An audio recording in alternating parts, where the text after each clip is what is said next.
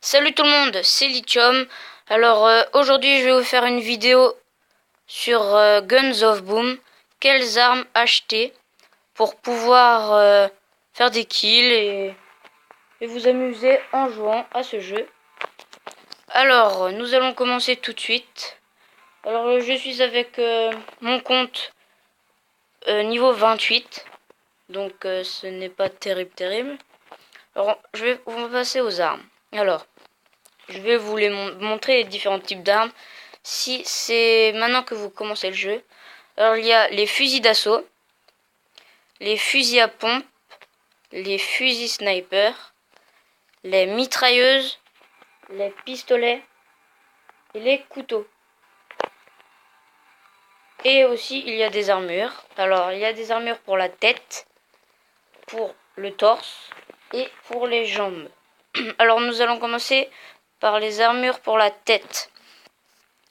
Alors je vous conseille fortement moi d'acheter le fumigateur. Alors il régénère 25% de santé après chaque frag. Donc pour enchaîner les kills c'est pas mal. Ou alors le tracker obscur qui inflige des dégâts supplémentaires lorsque vous visez la tête. Donc ça peut être bien quand vous jouez sniper. Sinon le tsunami régénère lentement la santé si vous ne subissez pas de dégâts pendant 3 secondes ou plus. Vous pouvez l'acheter aussi si vous voulez. Mais sinon le reste n'est pas à acheter. Fumigateur, tsunami ou tracker obscur. Dans le torse alors, de toute manière, vous allez acheter un blouson à 1000 bifetons que vous allez améliorer au fur et à mesure. Alors les jambes, il y a la panthère, le cowboy, le jockey, le casse-cou, l'aigle marine et le marine de l'espace. Alors pour ces pantalons, il n'y en a que 2 qui valent le coup. Alors il y a soit le panthère qui permet de vous déplacer plus vite et c'est le moins cher. Sinon le jockey qui restaure 25% d'armure après chaque frag. Ça peut être pas mal aussi, ça fait un peu comme le fumigateur, le casque, mais sauf que ça régénère 25% d'armure. Sinon, il y avait avant le marine de l'espace qui réduisait de 50% pendant 3 secondes les dégâts subis après chaque frag, mais maintenant c'est que 35% et alors qu'il coûte 250 gold par rapport aux autres pantalons, c'est très cher. Alors je vous le conseille pas. Voilà, c'est fini pour les armures. Dans les fusils d'assaut, alors je vais vous faire la liste de tous les fusils d'assaut. Alors il y a la légende, celle que vous allez avoir quand vous allez débuter le jeu. Alors, sinon il y a la guillotine, le dard, le pourfendeur, l'azimut, le vampire, le bellicite. C'est une arme que vous allez pouvoir débloquer lors d'un événement. Le destructeur, le mamba, l'enflammeur, l'anaconda, le volvi et le mastodonte. Alors, on va commencer au début pour les bas niveaux. Alors, vous allez commencer avec la légende. Après, vous allez pouvoir vous acheter la guillotine et le dard. Mais moi, je vous conseille pas la guillotine. Elle inflige des dégâts supplémentaires lorsque vous visez la tête. Donc ça peut être pas mal, mais elle n'a pas de lunettes. Mais je vous la déconseille car elle a un très gros recul. Mais c'est très compliqué à gérer. Donc je vous la déconseille. Le dard qui inflige des dégâts répétés. Donc ça peut être vraiment bien. 80% des joueurs la jouent. Donc moi c'est vraiment une arme que je conseille à bas niveau. Que vous allez pouvoir garder jusqu'au niveau... niveau 22. Après, il faudra changer. Donc, le dard, le pourfendeur est vraiment nul. Alors, plus vous êtes loin de l'ennemi, moins le pourfendeur va faire de dégâts.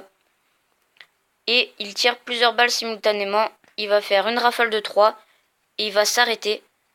Et après, il va refaire une rafale de 3. Donc, c'est pas vraiment une arme qui est conseillée.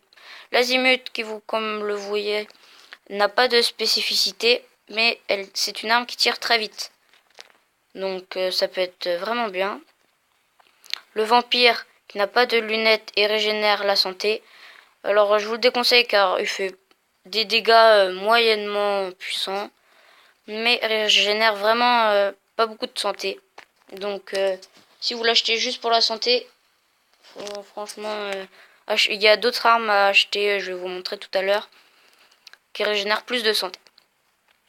Bon, le Bellicite accroît la vitesse de déplacement pendant 3 secondes après un frag. Donc si vous l'avez débloqué pendant l'événement, et ben du coup vous la connaissez. Et les dégâts diminuent à mesure que la distance augmente. Donc voilà, c'est vraiment pas ouf. Le destructeur qui est une arme à gold. Et alors les dégâts augmentent à mesure que la distance s'accroît. Donc c'est vraiment très puissant. Vous voyez que je l'ai que niveau 2. Enfin 2 étoiles. Et fait déjà pas mal de dégâts. Le Mamba qui est une arme à bifton. Elle n'a pas de lunettes mais elle est très précise. Et elle a beaucoup de balles dans le chargeur. Elle fait beaucoup de dégâts. Donc pour enchaîner les kills ça va être très facile. L'enflammeur qui inflige des dégâts répétés comme le dard, mais fait beaucoup plus de dégâts normal et des dégâts d'enflammement. L'enflammeur est réputé surtout pour ses dégâts d'enflammement. Donc, mais n'a pas beaucoup de balles dans le chargeur par contre. Ça c'est le petit défaut, mais c'est pas grave. Alors donc du coup, la petite technique de l'enflammeur, c'est que vous allez mettre 2-3 balles sur l'ennemi, vous allez vous cacher. Donc il va rester enflammé pendant 8 secondes. 8 secondes avec de gros dégâts d'enflammement. Vous allez remettre 3 balles et il va s'approcher de vous pour essayer de vous finir. Vous finissez au fusil à pompe. Donc c'est très pratique. L'anaconda, qui est une arme qui coûte très cher. Les dégâts diminuent à mesure que la distance augmente. Donc plus vous êtes loin, moins fait de dégâts. La cadence de tir augmente progressivement tant que vous ne tirez de manière ininterrompue. Alors vous allez viser un ennemi. Et les balles la cadence de tir va s'augmenter progressivement. Mais si vous loupez une balle, si vous mettez une balle à côté de l'ennemi, ça va recommencer à 0, ça va tirer lentement. Donc si vous êtes très précis, c'est l'arme que je conseille. Mais si vous n'êtes pas très précis, franchement, vous allez galérer. Le Volvi, il régénère progressivement la santé et n'a pas de lunettes. Alors franchement, il régénère pas beaucoup de santé. Et en plus, il fait pas beaucoup de dégâts. Donc je la déconseille. Le Mastodonte, qui a une rafale de 4 balles, je crois, et qui fait beaucoup de dégâts. Donc franchement, mais elle coûte 3000 gold. Donc ça va être très compliqué à avoir si vous ne payez pas dans le jeu. Donc, bonne chance. Mais c'est une arme vraiment très puissante. Le fusil à pompe, alors, il y a le tromblon que vous allez avoir en récompense de quête quand vous allez commencer. Le semeur de chaos, le bélier, la tempête, le massacre, le berserk, le castagneur, le traître, le ranger, le remède, le cerbère et le porc épique. Alors quand vous allez commencer le jeu, vous allez débloquer en récompense de quête le tromblon. Mais je vous conseille de ne pas le jouer et de vous acheter directement le semeur de chaos. Le semeur de chaos est une arme très puissante au corps à corps, mais de loin, elle fait vraiment des dégâts ridicules. Donc utilisez votre légende, qui sera vraiment beaucoup plus puissante de loin. Alors donc du coup le semeur de chaos, vous allez l'améliorer, vous allez l'acheter. Après vous allez l'améliorer niveau 1, niveau 2 et niveau 3, pas plus, parce qu'après ça vous demande des golds. Et pour le semeur de chaos, ne mettez pas de gold. Et il coûte, je crois, 1500 bifetons. Donc, non, 2500 bifetons, ce qui est très peu. Sinon, il y a le bélier qui fait plus de dégâts que le semeur de chaos, mais a un très gros recul. Donc, je vous le déconseille. La tempête qui est très imprécise. Le massacre qui est très fort au corps à corps. La première balle va taper à peu près 800. La deuxième balle va taper beaucoup plus fort et la troisième encore plus. Donc au corps à corps ça peut être vraiment pas mal. Mais de loin, elle fait vraiment des dégâts minuscules. Le berserk qui, plus votre niveau de santé est faible, plus vos attaques infligent de dégâts. Donc au début, quand vous allez commencer la partie, vous allez être un peu en difficulté car le berserk fait vraiment des dégâts pourris au début. Mais quand vous êtes allé vers 50 points de vie, et là c'est là qu'il va commencer à faire des dégâts importants. Donc c'est vraiment une arme qui n'est pas jouée par beaucoup de monde et je vous la conseille pas. Le castagneur qui permet de courir plus vite mais fait vraiment de dégâts vraiment pas assez puissants pour un fusil à pompe. Le traître qui ralentit l'ennemi. Et c'est une arme très puissante car elle fait beaucoup de dégâts et en plus elle ralentit l'ennemi. Elle coûte des bifetons, donc je vous la conseille si vous voulez cette arme, bien sûr. Sinon, le ranger qui est un fusil à pompe qui inflige des balles enflammantes. Donc vous allez tirer, vous allez enflammer l'ennemi. Donc ça peut être pas mal et ça fait de gros dégâts. Le remède qui est une arme qui régénère la santé, mais fait quelques dégâts, mais à haut niveau. Franchement, par rapport à un traître 5 et un remède 3, le remède 5 l'emportera. Donc c'est vraiment... en plus, ça coûte plus cher. Et, par contre, il régénère pas mal de santé, donc ça peut être pas mal. Mais franchement, je vous conseille plus le traître. À vous, c'est vous qui voyez. Le cerbère qui coûte vraiment très très cher et qu'il tire plusieurs balles simultanément. Alors il va tirer 4 balles très rapidement avec un gros recul. Donc si vous êtes très précis, vous allez mettre 2 balles sur l'ennemi et sinon une balle. Donc et en plus les balles sont pas très puissantes. Et vous allez devoir recharger très très vite après chaque tir. Donc franchement pour le prix, elle est vraiment nulle. Le porc-épic qui tire des balles qui enflamment aussi comme le ranger. Il fait un tout petit peu moins de dégâts que le ranger. Que le ranger niveau 5 bien sûr. Mais il tire beaucoup plus vite. Donc tous les joueurs niveau 42 et plus le jouent. Donc vraiment une arme très puissante. Et elle coûte 3000 gold. Comme comment il s'appelle, le mastodonte. Voilà, dans les fusils sniper. Il y a le vétéran que vous allez avoir en récompense de quête, le fossoyeur, le faucon, le bourreau, le manticore, le thanatos, l'éclaireur, le barracuda, le vif-argent, la vipère, l'iceberg, le prométhée et le liquidateur. Alors, déjà, le vétéran, c'est le sniper le plus précis du jeu. Donc au tout début, franchement c'est une arme que vous pouvez garder. Elle est vraiment précise et fait quelques dégâts. Alors sinon, après il y a le fossoyeur qui tire des balles très rapides mais fait vraiment aucun dégât, donc je vous le déconseille. Moi je l'avais acheté pour l'essayer, mais franchement je vous le déconseille. Le faucon qui a une lunette de sniper x6, donc ça grossit vraiment.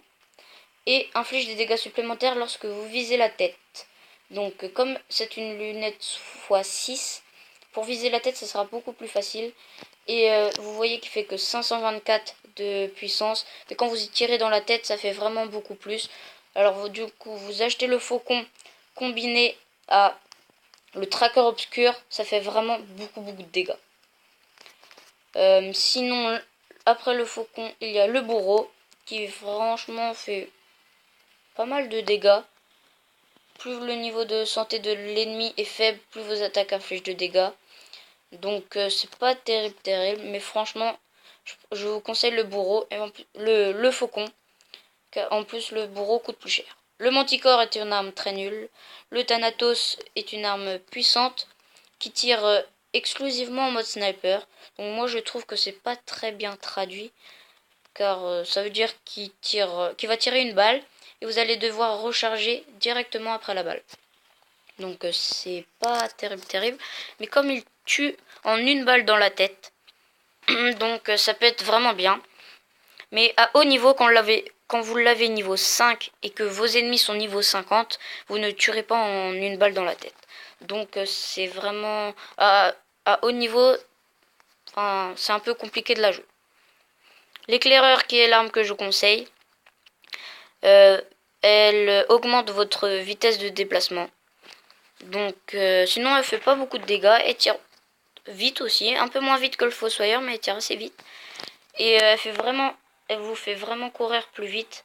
Donc vous prenez l'éclaireur, vous courez, vous faites le tour des ennemis et vous prenez votre fusil à pompe.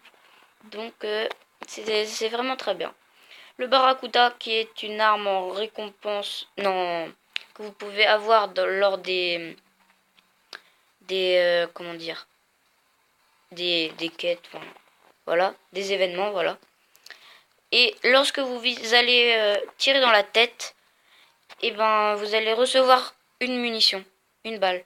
Donc vous serez jamais à court de balles, sauf si vous tirez dans le corps ou vous loupez votre balle. Alors niveau 0 est vraiment nul, mais niveau 5 est beaucoup mieux que le Thanatos. Donc si vous pouvez l'avoir, franchement, essayez de l'avoir, c'est vraiment le meilleur sniper. Le vif argent est nul. Le vipère régénère aussi la santé. Je n'ai jamais vu combien il régénère de santé, mais en tout cas, il fait de gros dégâts. Donc, si vous l'avez déjà testé, franchement, en dégâts, en tout cas, il est vraiment bien. L'iceberg, il gêne l'ennemi, donc il fait de gros dégâts. Vous allez mettre une balle dans la tête, ça va le geler. Donc, du coup, ça sera plus facile de remettre une autre balle dans la tête. Et vous allez pouvoir le tuer. Le Prométhée enflamme l'ennemi, mais il fait beaucoup moins de dégâts. Comme vous le voyez, il fait 1588, l'iceberg fait 1400, et au niveau max, l'iceberg fait 2212, et celui-là fait 2100. Mais quand vous allez jouer, vous allez voir que le Prométhée est vraiment nul. Le liquidateur qui coûte 3000 gold aussi, et il va tirer une balle, puissante, mais vraiment moins puissante que le Thanatos. Et après, 5 secondes après, ça va infliger d'autres dégâts à l'ennemi. Donc ça peut être pas mal, mais c'est vraiment pas l'arme que je conseille. La mitrailleuse. Alors, il y a la Hans, que vous allez devoir acheter en quête. Mais je vous déconseille de faire la quête, car vous allez devoir l'acheter 350 bifetons. Et la quête, vous allez recevoir une récompense de 250 bifetons. Et en plus, elle est nulle, donc je vous la déconseille. Et celle-là, le bison, est une récompense de quête quand vous allez passer niveau 6. Et elle est vraiment mieux que la Hans, donc voilà. Alors, les dégâts diminuent à mesure que la distance augmente. Donc ça, c'est vraiment pas terrible pour une mitrailleuse. L'Anubis réduit les dégâts lorsque vous êtes en train de tirer. Ça peut être bien, mais elle fait vraiment pas beaucoup de dégâts, donc je vous la déconseille. L'ouragan, voilà, elle régénère la santé, mais régénère vraiment beaucoup de santé.